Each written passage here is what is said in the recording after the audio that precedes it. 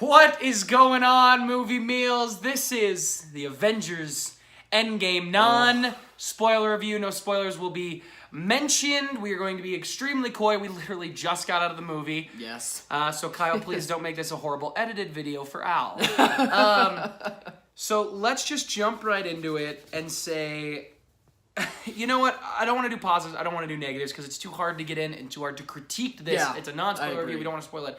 So Kyle, just give me some of your overall impressions of the film, a reaction, if you will. I'm so happy. I'm so happy right now. I don't have the words to describe what I'm feeling. I think I need to say this, like, for fans who have been through all these years of this franchise of the MCU, like, you will be satisfied. I think if people are walking into this movie like really blind, they're gonna really struggle to figure out what's going on. So they might need to do a little bit of research and I'm gonna be honest, watch it. I think the percentage of people walking. Yeah, I think don't talk to the 1%. Yeah, if you're in the small percentage, like, why are you here? Well, welcome. But why are you here? But I think even if you're just a casual fan of all this, I think you will be satisfied as well. Like, it works for audiences like across the board pretty much. Like, it's gonna appeal to the hardcore fans, to the comic book fans, to the fans of just MCU, newcomers,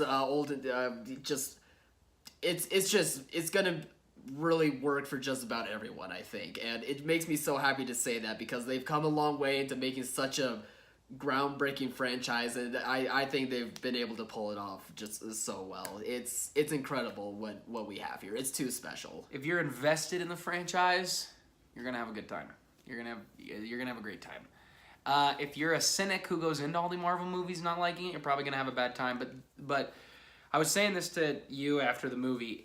There is, in my opinion, there's only one film that has changed. Cinema has changed the way people view things and became a once-in-a-generation movie. I don't think there's actually been another one since.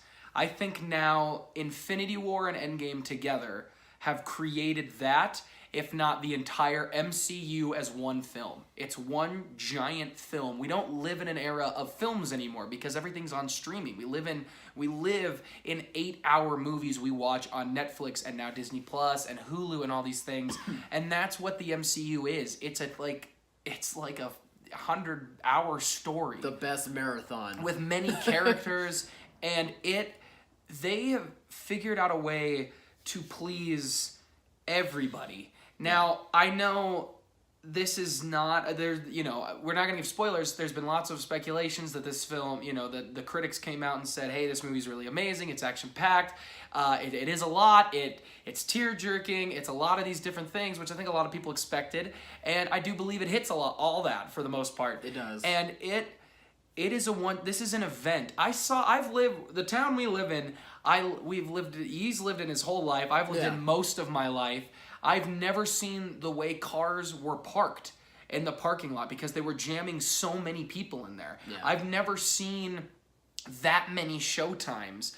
And I think this is the feeling that people had when they saw Star Wars back in the 70s for the first time. I don't think, as much as I love Star Wars, as much as I love that, I now think there are two generational movies that I can hold dear to my heart that I love. I didn't grow up reading the comics like you. I read a couple, but I watched the shows. I was in and out. I was focused on anime. I was focused on Star Wars. I was focused on a lot of different things. But these movies over the years, living with him for the last 7 years, I've read more. I've learned more. I've been it feels like all the nerds were just like, come here. They did what they do in us, and they just hold hands and have a good time. And it feels fantastic that everyone has come together, that in 30 years we can look back at all these movies, because this movie, Endgame, I loved it. It was incredible. That's my reaction. I think it's one of the best. I was, not sure if I wanted to spend a day where I could be studying tomorrow, another 3 hours on the 4-hour break I have, if I wanted to go see it again with a friend. And now I do, because I really, really want to see this again. And I think there are critiques as a film buff. I think there are critiques if you're not a super nerd, but there's no way that if you have been invested in all these movies, I can honestly hear you not like it. I just don't understand it. And it is a two-parter with Infinity War that yet stands on its own, and it's a love letter. It's a love letter. It's action-packed. It's incredible. What they did has blown my mind that I want to see this movie so much.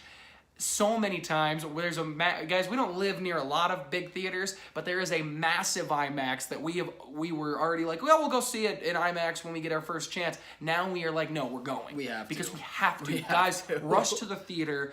This movie is going to make $1 billion opening weekend. I can feel it. The line we've seen a few lines wrap around our building.